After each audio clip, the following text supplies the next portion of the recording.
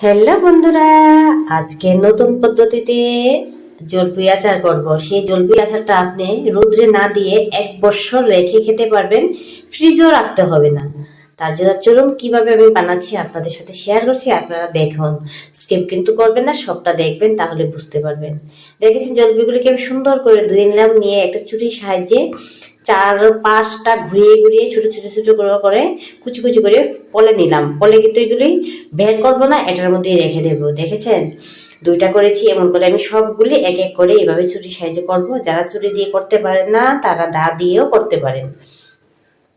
এই দেখুন কি সুন্দর লাগছে না দেখতে। আর সবগুলিকে এরকম করে নিয়ে নিয়েছি। আর দেখতে কিন্তু আমার কাছে খুব ভালো লাগছে, খাওয়ার থেকে দেখাটা আমার কাছে খুব ভালো লাগতেছে। তার জন্য দেখেন সবগুলি তো আমি এইভাবে করে নিলাম। এখন আমি মশলাটা রেডি করে নিচ্ছি। ধনিয়া দিয়ে দিয়েছি, আস্তা ধনিয়ে, আর চাইলে মিষ্টি জিরা বা গোয়া মরসুরি বলে এগুলো দিতে পারেন। তারপর শুকনো লঙ্কা, তেজপাতা, আর দিয়ে দিলাম 5 ফোড়ন। আমার পরিমাণে জলপি কম, 250 গ্রাম নিয়েছি, তার জন্য মশলাটাও আমি কম দিলাম। আপনারা চাইলে যদি আরও পরিমাণ বেশি নিয়ে নেন, বেশি করে মশলা তৈরি করবেন। এই দেখুন ভাজা হয়ে গেছে, নামিয়ে ফেললাম। নামিয়ে সেই কড়াইয়ের মধ্যেই আমি পরিমাণ মতো তেল দিয়ে দিলাম। তেলটা গরম হওয়ার পর তার মধ্যে হালকা একটু 5 ফোড়ন দিয়ে দিলাম। দিয়ে জলপাইগুলি তার মধ্যে, এই দেখুন ফলে রাখা জলপাইগুলি তার মধ্যে ছেড়ে দিলাম। ছেড়ে তার মধ্যে দিয়ে দেবো স্বাদ মতো নুন, একটু নাড়ি ছেড়ে নুন দিলাম স্বাদ মতো। তারপর চিনি, গুড় আপনারা যা চান তাই অ্যাড করতে পারেন। আমি চিনি অ্যাড করছি, আমার মিষ্টি হওয়ার দেওয়ার কথা, আমি এইগুলো অ্যাড করিনি, চিনি অ্যাড করেছি। তারপর একটু কালারের জন্য হলুদ দিয়ে দিব। চাইলে এখানে আপনারা শুকনো লঙ্কার গুঁড়োটা ইউজ করতে পারেন, আমি গুঁড়ো ইউজ করিনি, কারণ আস্তা শুকনো লঙ্কা আমি গ্রাইন্ড করে দিয়ে দিব, ভেজে নিলাম। আর আমি একটু জালটা কম খাই, তার জন্য আর এক্সট্রা অ্যাড করিনি। আপনারা চাইলে এটা অ্যাড করতে পারেন। এই দেখুন মশলাটা আমি গ্রাইন্ডার মেশিনে অ্যাড করে নিয়েছি। এখন কিছু 2 চামচ দিয়ে দিই জলপুর আচারের মধ্যে, দিয়ে আর একটু নাড়িয়ে চাড়িয়ে সিদ্ধ হওয়ার জন্য রেখে দেব। একদম লো ফ্লেমে এটা সিদ্ধ করতে হবে। এই দেখুন কালারটা খুব সুন্দর লাগছে না দেখে।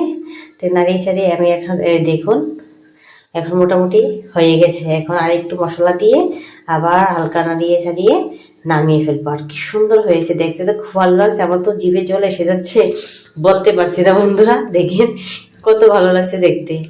আর এই দেখুন রেডি হয়ে গেল আমার জলপাই আচার। এটা আপনি 1 বছর স্টোর করে খেতে পারবেন, রৌদ্র দেওয়ার ঝামেলা নেই।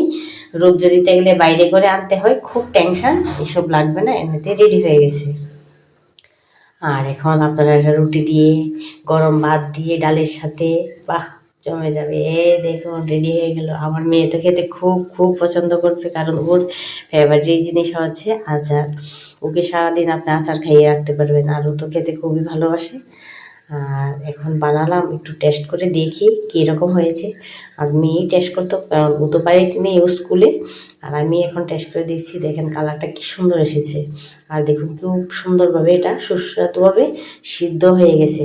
বাহ, খেতে তো বাবা খুব টেস্টি হয়েছে। আমার খাওয়া দেখে উল্টুমে বাবা বলে আমাকে দাও, আমি একটু খাই। তা ভিডিওটা আপনাদের কেমন লাগলে সবাই কমেন্ট করে অবশ্যই বলবেন।